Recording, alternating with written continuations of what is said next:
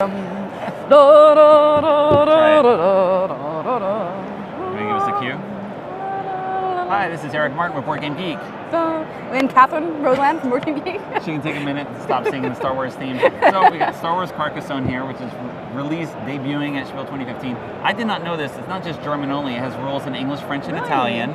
It cannot be sold in North America due to licensing regions, but it has English rules if you want to so you might as well order it from overseas. And I tweeted some pics before, but here we can just show a little bit of what's new in the game.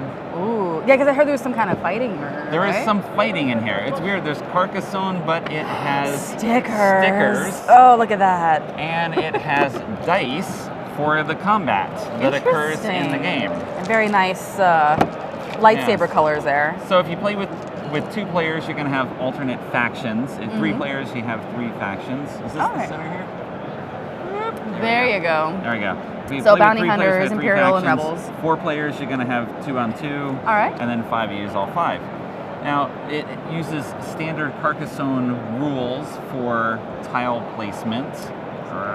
Flip this over, open here, where you are assembling these space pathways. I don't know what they actually call them. And then you're building asteroid fields, I guess. But if you notice, you have some icons here to show the different factions. All right. On some of the tiles and on the planets.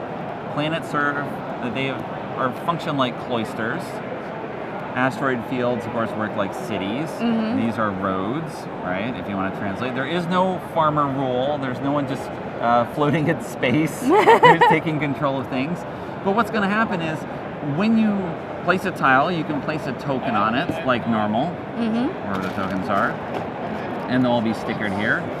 You have one double-sized token, which serves as your leader, right? So that's these bigger stickers here. And when you do that, you're going to claim control of the field. But there may be a faction marker in there that also shows potential ownership. And if you merge a star field or space pathways, you actually then have dice combat to determine who owns it, right? It's not cooperative, it's not friendly anymore.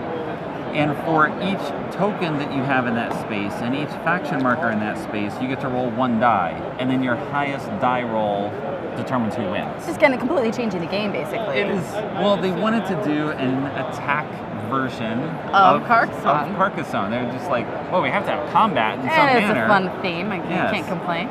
So we're going to have Rebels versus the Empire, with the bounty hunters coming in as well. As sort of a unit, just like in Star Wars Attack Wings. Yeah, right. Same idea.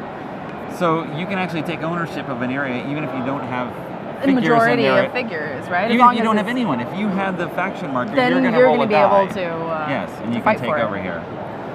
So that's how it works. With the cloisters, or planets, if you want to do it here, you can attack it anytime you place a tile that's adjacent, and any one of the 8 adjacent spaces around that, and you can then roll off to see. Connected to a specific faction as well. Yes. You then roll off to see who's going to combat it. So that may change how you play in here.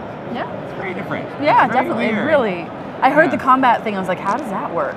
But no, that's interesting. So that is the weird amalgamation of Star Wars and Carcassonne out here. Only in Europe. Only in Europe. Or not in North America, we should say. That's right. We'll see. I mean, of course, it depends on how open the licensing can be.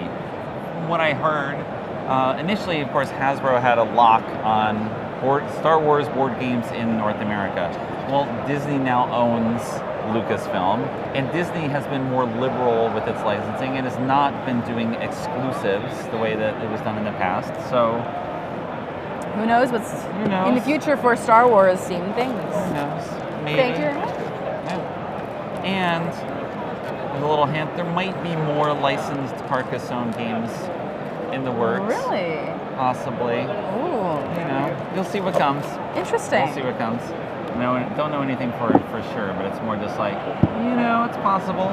Once they do it once, you say... It's find out how easy it is to do it again, right? Yeah. As long as you make up. And yes, it's a little weird, of course, because Carcassonne does not exist in a galaxy far, far away. No, it does not. But whatever. Hey, they got their own version of chess. They might have their own version of Carcassonne. They got their own version. That's right. All right, there you go. That filled 5 minutes. Fantastic. Thank you.